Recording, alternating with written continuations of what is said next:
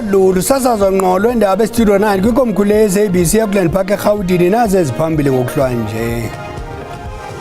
All those 4 firearms, including the 1 AK-47, is linked to at least 10 high-profile cases that include murder as well as attempted murder. Lihleliso lolwesibini weveke ezayo ityala labakhanelwa abangane abatyholwa ngokubulala uDJ Sambodi ngo-2022. This area is a hotspot. These schools are also on the list of the problematic schools. Kwinzame zokuqobisana nobundlobongela ezikoleni isebe lemfundo esisiseko KwaZulu-Natal liza kwenza utyelelo olungabhungiswanga ezikoleni kweli phondo. Kwezemidlalo iNigeria ikhokela ngenqaku eqandile emva kokufumana ipenalty kuzohlwa iBanyana kumdlalo wesemifinal yeWAFCON eCasablanca eMorocco.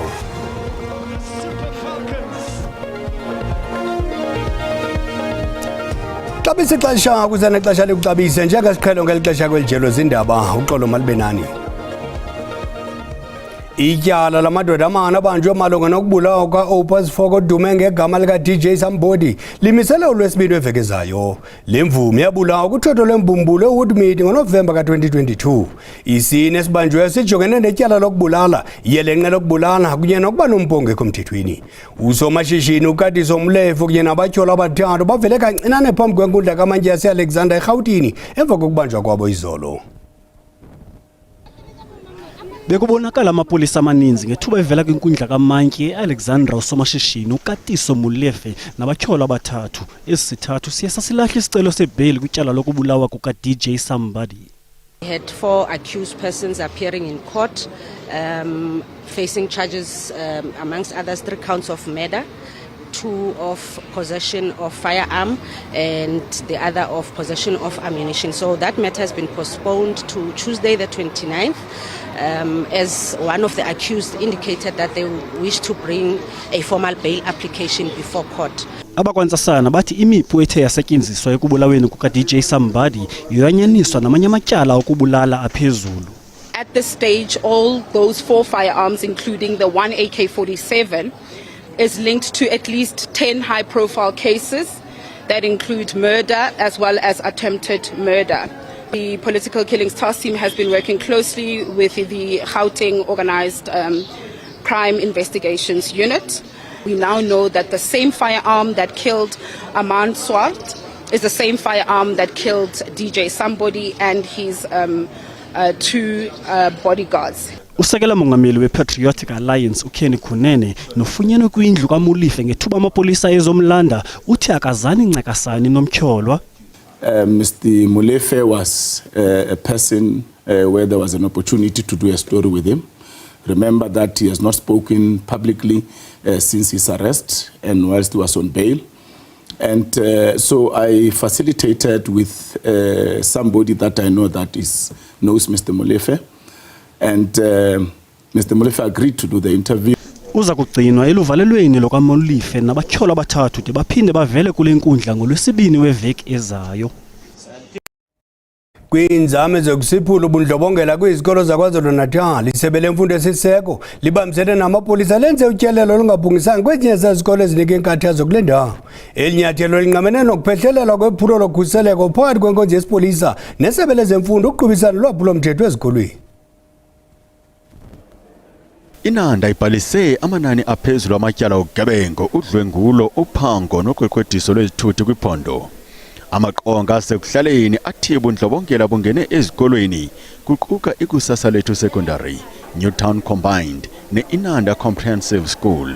Isebe lemfundo esiseko lithi iphulo lokuqoqa linxalenye yokwenza izikolo zikhuseleke. This area is a hotspot. These schools are also on the list of the problematic schools, or at least schools located in areas where there are serious community problems when it comes to violence and criminality. Isebe lithi izikolo zinoxanduva lokwenza izicwangciso zemali ziquke nompawu okhuseleko. Provinces must also look into their own budgets and see if they can reprioritize to make sure that they take care of essentials. Amaqonga esipolisa ekuhlaleni athi umpawu okhuseleko ayiyo meme yesebe kuphela.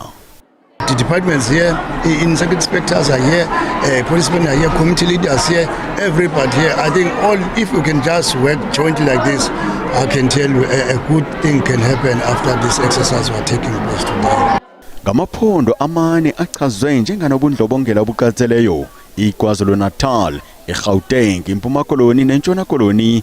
Iphulo likaGqoga lijolise ekubonakaleni kwamapolisa nokuxhulumanisa izikolo nezikhululo zamapolisa. Umongameli Cyril Ramaphosa ufungise uMnumzana Bhuti Manamela ngokusesikweni njengomphathi wemfundo ephakamileyo noqeqesho. Owayesakuba inkulumo uphathiswa KwaZulu-Natal uGqirha Nomusa Dube Ncube naye wenze isifungo njengesekela mphathiswa kwakwelisebe lemfundo ephakamileyo noqeqesho. Lo msitho wokufungisa kwabo uqhutyelwe eParlamente eKapa emva kokuba uMongameli Ramaphosa egxothe uGqirha Nobuhle Nkabane njengomphathiswa izolo. In terms of the powers vested in me by Section 91(2) of the Constitution of the Republic of South Africa of 1996, I have decided to appoint the following person as the Minister of the portfolios indicated in the signed President's Act: Mr. Bhuti Kwaridi Manamela, Minister of Higher Education. Umongameli Cyril Ramaphosa ubeke isebe lemfundo ephakamileyo emagxeni obesaya kuba ngusekela mphathiswa welisebe uBhuti Manamela oku emva kokuba enikwe uphumaphele uGqirha Nobuhle Nkabane izolo kulandela izikhalazo zoluntu ngezenzo zakhe ezigwenxa eParlamente kutshanje. Kambe ke ihambo kaManamela kwezopolitiko isukela ngexesha wayesenkumfundi nenkokheli yolutsha ngo-1993. Ngo-2001 wasebenzela imanyano yezabasebenzi iSakhawu. Ngo-2003 waba ngunobhala wombutho wolutsha kweli iYCL nalapho kuqenqgeleke 10 iminyaka ebamba imikhala. Kananjalo uManamela waba yinxalenye yendlu yowiso-mthetho ukusukela ngo-2009 ze waba ngumbhexeshi we-ANC kwikomiti yezabasebenzi ukusukela ngo-2011. Lo gama ukusukela ngo-2014 zivakeli zingqe zakhe njengosekela mphathiswa kumasebe ohlukeneyo. Kuthe ke phantsi kolawulo lowayesakuba ngumongameli uJacob Zuma ngedwarha ukutsho ngo-Oktoba ka-2017 waba ngusekela mphathiswa wemfundo ephakamileyo. Kanye phambi kokuba achongelwe kulamanqwanqwa obuphathiswa kule veki ube ngusekela mphathiswa kaGqirha Blade Nzimande noNkabane kwisigqeba sikazwelonke sikamongameli Cyril Ramaphosa. Ukanti ke uthwele isitanga seYunivesithi yaseWits seMasters kwizifundo zomgaqo-nkqubo woluntu nolawulo lophuhliso. Kusenjalo likadudumile idlule kobe ngumphathi wemfundo ephakamileyo noqeqesho uGqirha Nobuhle Nkabane nangona nje isusu esihlalweni ngumongameli Cyril Ramaphosa. Ukusemva kokuba ikomiti yelisebe ingqinisisile kuba uGqirha Nkabane zange athethe nyaniso kuyo ngokusekwa kwegqiza elalichophele ukutyunjwa kweebhodi zamagunya oqeqesho isitha ngamafuphi. Le komiti imnike ithuba lokuba ziphendulele kwezi zityholo zokuphusisa. Kule veki iphelileyo amalungu amabini ale komiti athi uNkabane wayityumba ayiphikile into yokuba ngamalungu ayo. NgoLwesibini amanye amalungu amathathu nawo athi zange ahlalele iintlanganiso zale komiti.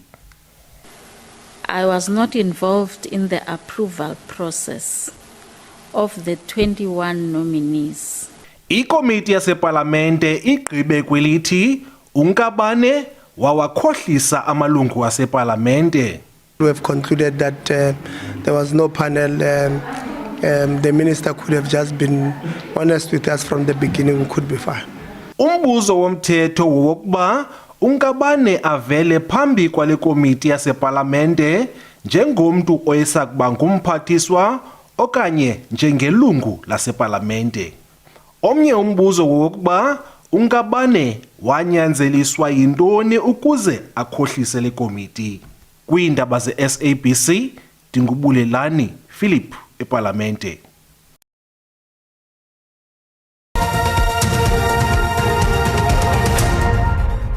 Hlabele mgama nendaba zethu usuku lwesibini lodlwana ndlebe lwezikhewu ezintathu zabakomishana be-IEC lugxile kwizifunda zezopolitiko inkqubo yokuziphatha kwakunye nendima yabagqatswa abazimeleyo. Ujaji Mandisa Mayo ukhokhele udlwana ndlebe lwabagqatswa abalishumi olujolise kunyulo lorhulumente basekhaya kunyaka ozayo. Izindululo zizakusuka kumongameli ukuba athathe isigqibo.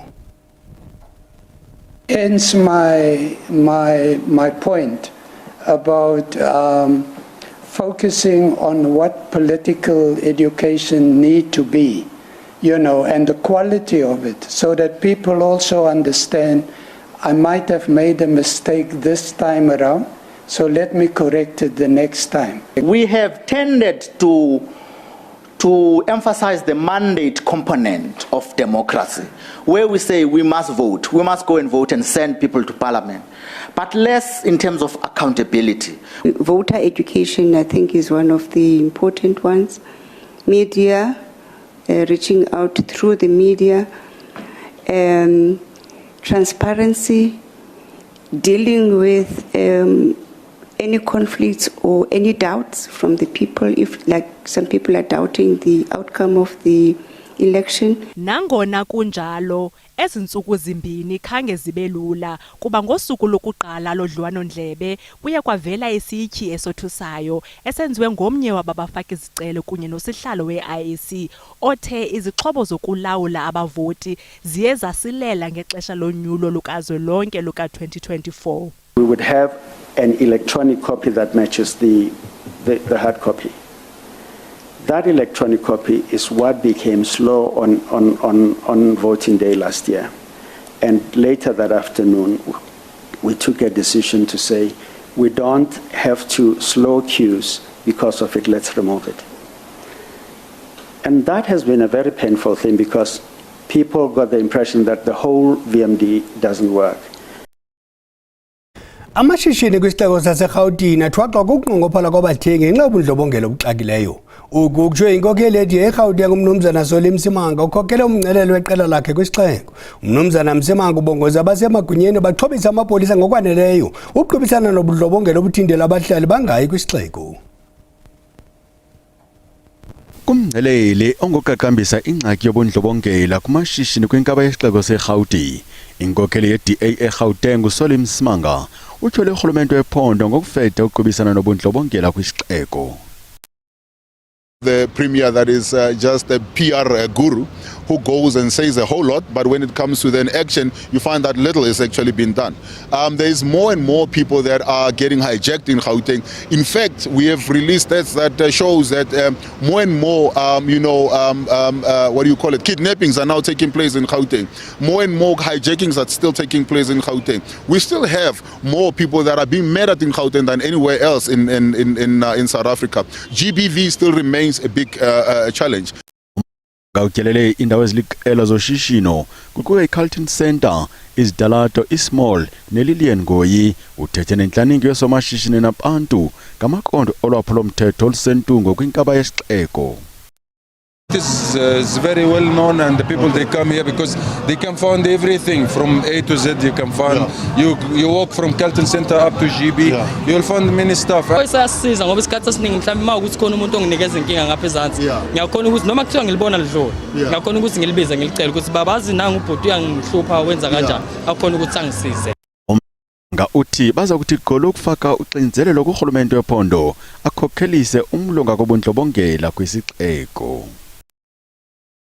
Umphathi wophuhliso loqoqosho eGauteng uMnumzana Lebogang Mayile ulumkise umasipala esithi mabohlukane norhwaphilizo kwaye balumkele ukusetyenziswa gwenxa kwengxowa-mali yenkxaso eziphaza ukuze emva kokurhoxiswa komboniso ethembiso obulindeleke namhlanje. Lo msitho ibizinzame zentsebenziswano phakathi kwesixeko saseGuruleni kunye nesebe lophuhliso lwamashishini amancinane kodwa urhoxiswe de kubekho esinye isaziso. Labanikazi bamabhizinisi abancane bebephume ngobuningi njengoba umasipala waseGuruleni ubuhlaba ikhwelo lokuthi beze bezololongwa kodwa ke bahambe bejabhile ngenxa yokuthi ke lo mhlangano ugcina ungenzekanga. Ngizizwa kahle kubhlungu because sivuke ekseni siza la sicabanga ukuthi bazofike basenzele into right, so siyamangala manje after 30 minutes or 45 minutes khani sitshelwa ukuthi meeting iprosponiwe. Owengamele ezokuthuthukiswa komnotho esifundazweni iGauteng uLebogang Mayile uthi kuyakhathaza ukuthi umhlangano omqoka njengalo ugcina ungenzekanga. Asijabulanga neze ngoba akusiyona indlela yokuthi abantu baphathwe ngayo leyo. Sifuna ukuxwayisa labo basebenzi bakamasipala bangafikanga ukuthi lento abayenzile iphuma endleleni akumele ngabayenze. Sizawukhuluma nomasipala futhi nabanye abomasipala ukuthi into enje ingayenzakala. Umnyango wezokuthuthukiswa kwamabhizinisi amancane uyayiqhathulula kulolu daba. I-Department of Small Business Development ibifumene isimemo kwezi zithili ukuza uzonika i-information eluntwini. Umkhandlu wasekuruleni uxolisileke ngokwenzekile washo ukuthi ke uzoxhumana nabathintekayo ukuze kubanjwe omunye umhlangano. Due to the instability that occurred in Tembisa yesterday as a result of the surcharge, we were forced as a municipality to cancel the Spaza Shop Roadshow that was meant for today. Igama lami nguCalvin wakwaDludla eindabeni ze-SABC ngibika ngiseGoli.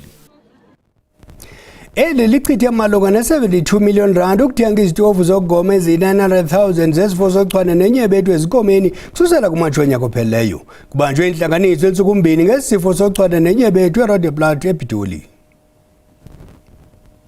Inkampani enkulu evelisa inyama yenkomo iCaran Beef ithwaxwe sisifo sokuchwane nenyebethu ezinkomeni. Ivule kwiveke ephelileyo emva kwelahleko engathethekiyo ezimalini. So the entire group, we have 3 feedlots and several farms and about 10 quarantine facilities in the country. So all of it was closed down, all of it was under quarantine, as well as the abattoir. So our entire operation was stuck for 2 months, zero income. Isisifo iFMD ngamafuphi saqhambuka ngo-2021 sanana okomlilo wedobo kuchaphazeleka inkomo kumaphondo aliqela nto leyo ikhulise imfuneko yamachiza okugoma. Eli lixhomekeke kumazwe afana neBotswana ukufumana amachiza okugoma nto leyo ingekho lula kuba ukuya kumelwane kuyatyabula nasezimalini. This financial year, since March, we have ordered 900,000 doses. We've received 500. We are receiving another 400 later during the month.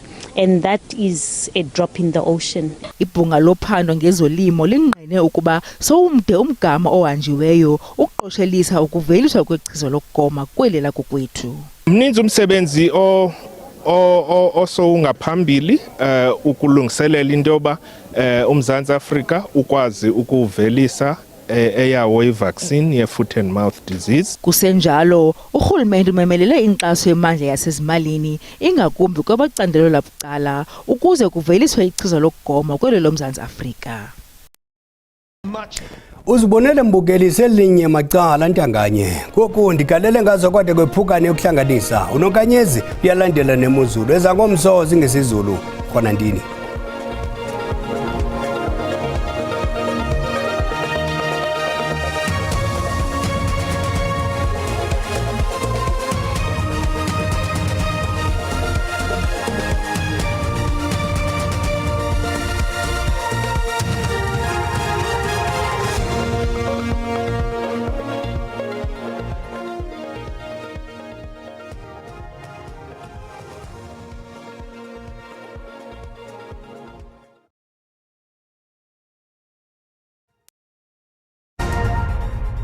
Mawahlangana amafuli iphumilanga basembo vumani ndinginokanyezi ndinirhabulise kuqikelelo lwemozulu yangoku.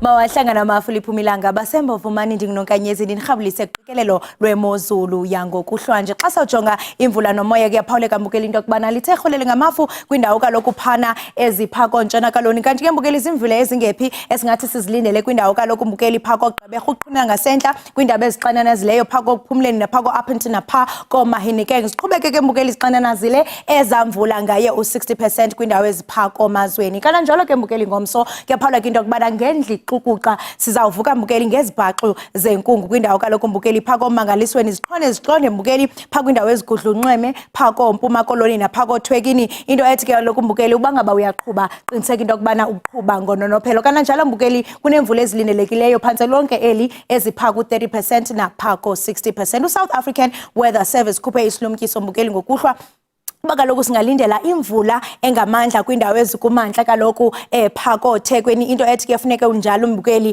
uhlale uqaphelile kananjalo ngomso siyaqhubeka ezamvula ezingamandla sixananazileke kaloku mbukeli kwindawo ezikumantla kaloku mbukeli phako Mazweni kanti ke amaqondo obushushu aphansi ngokuhlwa xa sawuthi sijonge kaloku mbukeli phaka kwindawo ezikomosina ngu15 degrees kanti babambene ngamanqaku nayo iPhalabhura. Richards Bay nakhona mbukeli kuyafana xa sawungena pha ecala elower Seplan kwelika minister kanti ke mbukeli napha koZenzweni napha koPola Park Elliot singayilibalanga inowalala iLady Frey ebanki seXhorhe kasi lusukisike emantlaneni napha kaloku mbukeli kwindawo ezikonxa baxa koMount Frey liyabanda kakhulu nguye u5 degrees babane ngamanqaku nenxuba nayo kaloku iRhafqinit kananjalo ke mbukeli xa sawuthi sijonge ngomso lithande ukutyhila pha kwindawo ezikoPhulabhura yabangu 23 degrees pha koMgqwala eMthatha koSantombe eMount Leaf napha kaloku mbukeli kwindawo ezikongqamakhwe khona mbukeli lizolile ngaye u21 degrees thathise ke pha kwindawo ezikoBloemfontein ngaye u18 degrees ndisatsho ndithi maziqhume inqawe emaxhekweni ichosi.